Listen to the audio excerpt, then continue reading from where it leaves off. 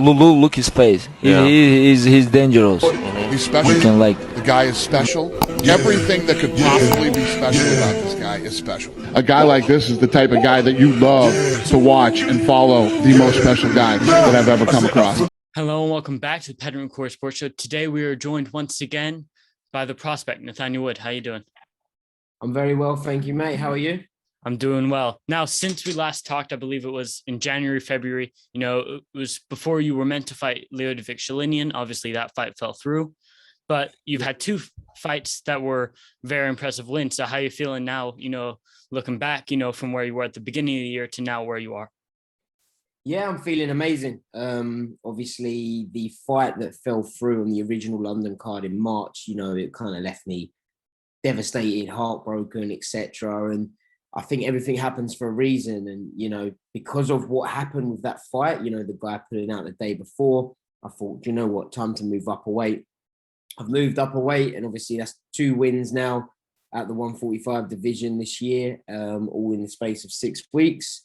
And yeah, both against, higher level opponents.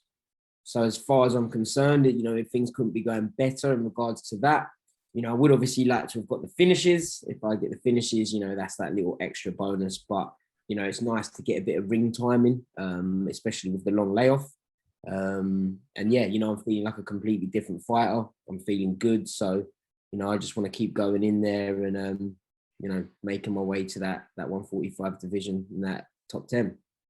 And obviously the fight in July at UFC London, Charles Rosa, was a very impressive performance. How did it feel to finally get back in there after a long layoff and be in your home city? Felt amazing. It was a lot of pressure, going up a weight. That was obviously a big thing for me, kind of thinking, was it the right decision? The first fight back after a long layoff, almost 2 years, and being in London as well, so there was 3 things there that were making it really, a lot of pressure on my shoulders. And as they say, pressure makes diamonds. So, I got the wins, and I feel like I rise to the occasion. And in that fight, the leg kicks were the difference in that fight. You were chopping at his legs. Was that something you saw in camp and just were like, okay, this is what I'm going to do in this fight? It's something I've been working a lot. I've got very powerful kicks, but I can't kick very high. So, I like to keep it nice and low, straight on that calf. I think it's from years of playing football when I was younger, or soccer. I think I've built that power in them leg kicks. So that's definitely something that, I'll be using in the future as well. And when the decision was read, you went and you sat on top of the cage and just let the moment sink in. What was that like? Hard feeling to explain, man. It was all worth it kind of moment, all that sort of struggle of the 2 years layoff, opponents pulling out, breaking my hand again. It was that kind of relief. It was a big sigh. So I went home. I went home straight after the fight, sat on my sofa and was like, we're back. We're here. This is where I'm supposed to be. And it was a good relief, let's say. And what did the post-fight party entail? Did you have a party, or did you just go home and just relax? No, I went home, had a cup of tea and walked my dog. That's not, I guess, what most fighters do, but that adrenaline dump, all that work that had gone into it, all I wanted to do was get home, have a pizza and just relax, put my feet up. My missus, she went out, got drunk. But yeah, me, I was in bed at midnight, I think. So yeah, I'm getting old now. How sore were you after the Charles Rosa fight? Obviously, it was a tough fight. Mate, I was good, man. I was absolutely fine. I had a couple of stitches in the eye. My foot was a little bit sore from kicking him, but, I was good. Hence why I literally, messaged the UFC and said, look, get me on again as soon as, there was the Paris card coming up, and, what better time to just get back in there and carry on. And that Paris card, you fought a fan favorite in Charles Jourdain. Obviously was a very impressive win. You looked like you were just in the perfect shape. You were just ready to go. So was that training camp just the ideal camp for you? Yeah, so obviously after the Charles Rosa fight, I pretty much just stayed in the gym. Nothing too crazy. I didn't go out partying, like I said. And I just thought, instead of going and getting fat and then having to start all over again. Let's just keep the ball rolling. You know, Yeah. I've got no injuries. Let's keep fit. Let's keep strong. I just got to maintain my weight, which is easy at 145. And yeah, you know, I'm feeling like a completely different fighter in this weight category. You know, I feel like my reactions are faster than these guys, the speed, you know, and yeah, man, I feel like I was playing with both of them in there at 145, you know. How much of a cut is the 145 weight class? It's still tough, you know. Of course, it isn't. I'm not going to sit here and say it's absolutely easy, but compared to 135, oh man, you know, this is where I was supposed to be. For me to fight 145, I need 5 weeks notice, let's say. Okay. Whereas at 135, you know, I probably need 12 weeks notice. Wow. And let's be real, I'm a small fish in a big pond. So the UFC aren't exactly going to come to me and say, hey, Nath, we're going to give you 14 weeks notice for a fight, you know. And I want to be active, man. You know, I want to rack up these fights, rack up them paychecks and, you know, do what I love to do. So going up a weight, you know, it's much better. And I'm hoping the fighters are going to follow me. You know, I'm hoping that they're going to do the same thing because, you know, cutting weight is dangerous stuff, man. You know, it really is. You know, there's fighters that have died doing it. So, yeah, you know, everyone should move up a weight and, you know, stop being scared about a couple of kilos, man. You know, it's at the end of the day, it's cheating. You know, it really is. So because we all do it, I guess it's not cheating, but it's all about just trying to gain that advantage and you're not fighting at a natural weight. You know, we weigh in at 135 and we walk back in at 155.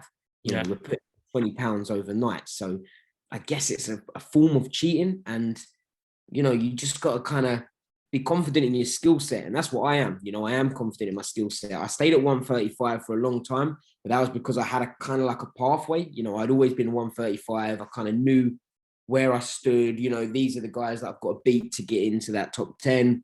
And I guess it's just we're creatures of habit. You know, we just kind of stay doing what we're doing. But, you know, I wanted to move up all the time and I'm confident in my skill set. So, you know, I'd like to think that it's shown in my last 2 fights.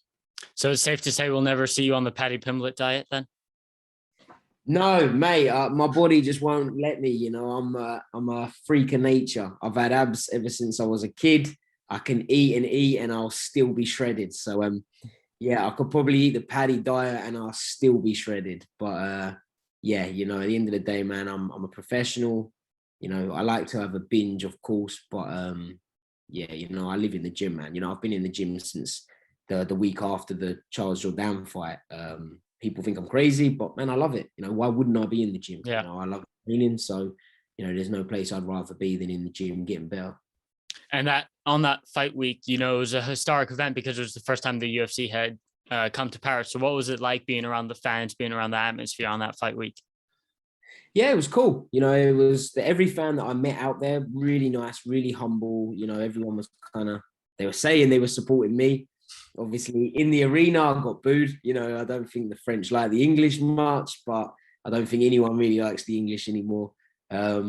So, yeah, you know, it sucked getting booed, but it was an atmosphere, you know, so I'd like to think that I put on a show for them. But, yeah, the whole experience was amazing. You know, the UFC really look after us all. And, yeah, you know, I can't knock it. You know, it was a great experience and I got to visit a new place.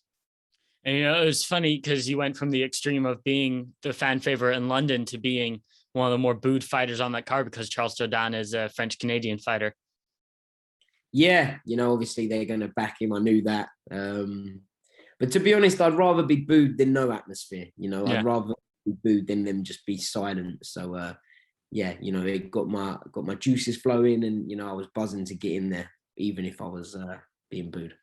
And obviously this fight was another dominant decision. I believe it was 2 30-27s and a 29-28. How does it feel, you know, in both your last fights, hearing the clean sweep of the judges on the scorecards? Yeah, it feels great. You know, of course, I want to get the finishes. You know, obviously the UFC want to see finishes. It makes for great highlight reels, etc. But in regards to improving as an athlete, what better way than getting ring experience? So, you know, I'm kind of glad that I went the whole distance.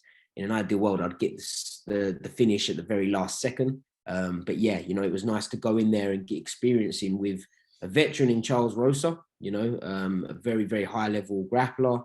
And then it was also nice to go in there with a fan favorite in Charles Jourdain, you know.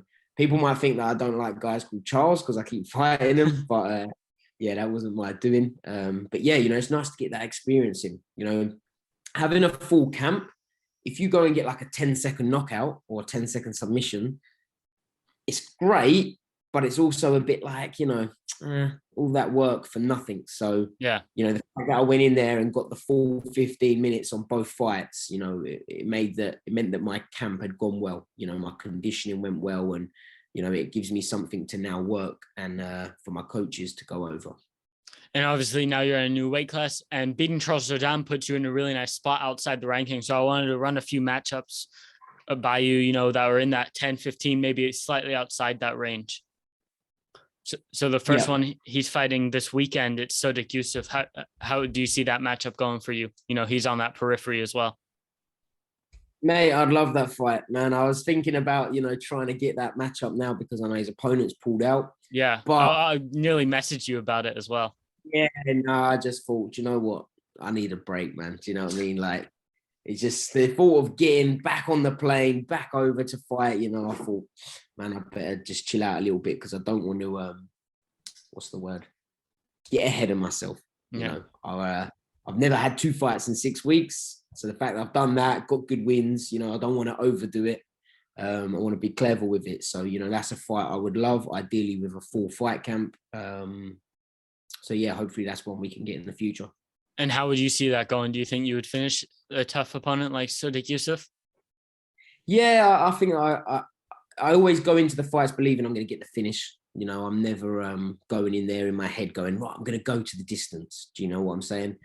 The Charles Rosa fight, all my training partners that had trained with him said that he was super tough. Mm-hmm. So for that fight, I kind of, went in there with the idea that this might go the full distance. Yeah. Other than that, every fight I ever walk into, I'm thinking I'm going to knock you out. I'm going to submit you. So that will be no different with Sodiq Yusuff.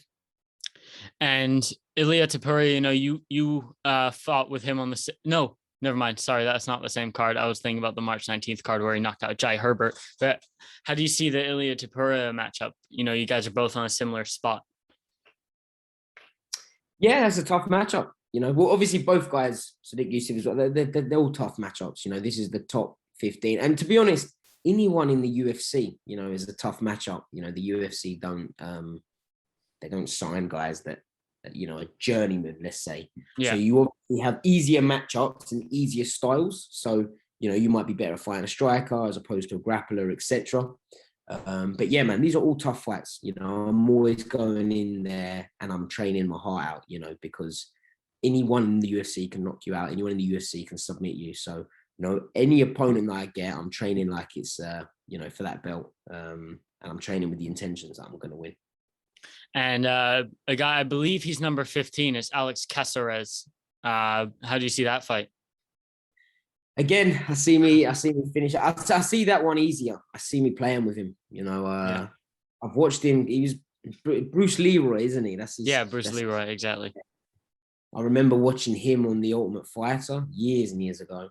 But yeah, I see that fight as I would just break his legs. So maybe that's a fight you want, because I believe he's number 15 and I don't think he has a fight right now. Yeah, anyone, honestly, anyone if the UFC said to me, who do you want? I just say someone ranked above me. I'll never turn anyone down. So even if the UFC said to me, look, we've got this guy that I've never heard of, cool. That's what the UFC want. That's who I fight. It's not like they come to me with 10 names where I get to pick. So yeah, if we can get it on with Bruce Leroy, let's do it. Anyone, man, anyone the UFC give me, I'm game to fight. Another guy fighting this weekend, I believe he's fighting Bill Algeo after supposedly gonna fight Lando Venata. It's Andre Fili. He's been around the UFC for a long time. I feel like that stylistically could be a really fun fight between you two. Yeah, Andre Fili, that's a good matchup. That's one that I would have liked to 145. I think he's on a 2-loss streak. Yeah. So, if I got a say in it, I'd say, look, come on, man, let him have a win first. I think it was a no contest, and then that he was dominating, and then his most recent fight, he got knocked out in 40 seconds. So yeah. So in an ideal world, if he got a win, and then that would make sense. But ideally I want someone ranked above me. Yeah. But, he fought Charles Jourdain. He beat Charles Jourdain. But from what I saw, Charles Jourdain was winning, and he started using the wrestling to get those little extra points at the end. But yeah, man, that's another fight where it's exciting. I've got all these new names. And, if he wants it, he can get it as well. But there's no chance we see you back at 35, I'm guessing? So I don't want to close the door on it completely, because there are some matchups at 135 that I would still love to chase. But as for the time being, no, 145 is the home for me. I want to get my way up there. And then once I build that name and I'm that top contender, then I might start calling for certain fights that I believe that I could get. Or, of course, if the UFC said, look, we want you to fight 135 for, a top 5 position, something like that. But, I need a lot of notice, and it needs to be big names for 135. And obviously it is September now, a few months left in the year. Would you like to get in there one more time this year, 3 fights? Yeah. So in an ideal world, yes, but I've got to get my hand operated on. What happened to your hand? It's nothing super severe, but basically the Casey Kenny fight, 2 years ago, mangled my hand up. It's still just causing me so many issues. So even though I can still get on with it, it just hurts all the time. So the doctor basically, long story short, he wants to basically open it up, get all the scar tissue out, and he believes that that's going to allow me to be 100%. So it's not a long recovery. I think he said a month, and I should be all right. So ideally, I'm going private now to get that booked in. I'm just waiting on a date. Ideally, get that done, and then I'm back at 100%, because I've been fighting with 70% of my power in my right hand since that Casey Kenny fight. So now you're saying you weren't 100% for both those last 2 fights that were maybe the best performances on the cards respectively. So now I'm thinking, your next fight, if your hand is fully operated on, you might showcase even more than what we thought you had. Yeah. So the power in my right hand, I'd say 70%. Even in training, I can't throw it 100% because it just hurts. Yeah. I could get away with it, but the amount of pain that it causes me, it's just not worth it. So, when I fight for the first 5 minutes, I'm sort of thinking, don't throw the full power in it. Second round, towards the end, then I'm starting to go a little bit harder, because the last thing you want to do is hurt it in the fight and end up, trying to compete with one hand. In 2023, do you see yourself having a big year, maybe getting into that top 10, top 5? Yeah, 100%. I think a good, let's see, maybe 4 wins, and then I believe I'm going to be in that top 5 sort of position, especially if I get the fights that, I'm saying above me. That's the plan. I want to knock them out and take their place, and then eventually get a shot at gold. And who do you think will have the gold by the time you're up there? Do you think Volk will still be around? Jair Rodriguez, Brian Ortega, Max? What do you see? I think Volkanovski will still have it if he is still at 145 and hasn't just, gone off and started fighting that lightweight, or, I know there was talks about him and Henry Cejudo. And so, in the division at the moment, I don't see anyone beating him, except for my boy Arnold Allen. Obviously I'm going to back him. So if he's the champ, I'll try and avoid fighting him until he eventually gets retires. Yeah.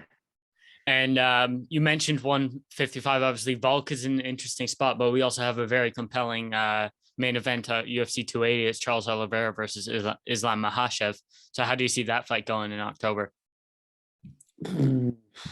I don't know. I want Oliveira obviously to win.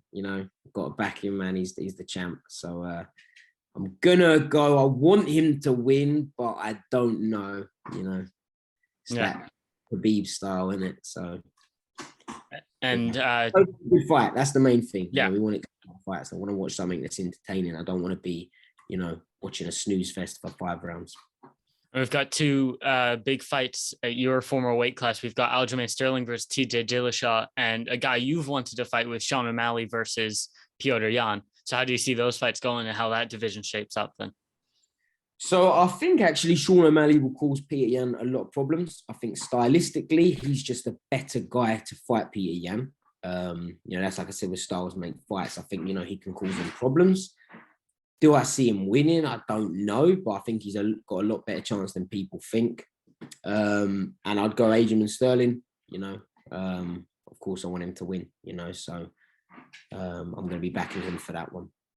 All right, perfect. That's all I wanted to ask you. Thank you so much for being on the show once again. No, thank you, mate. Thank you for having me. No problem.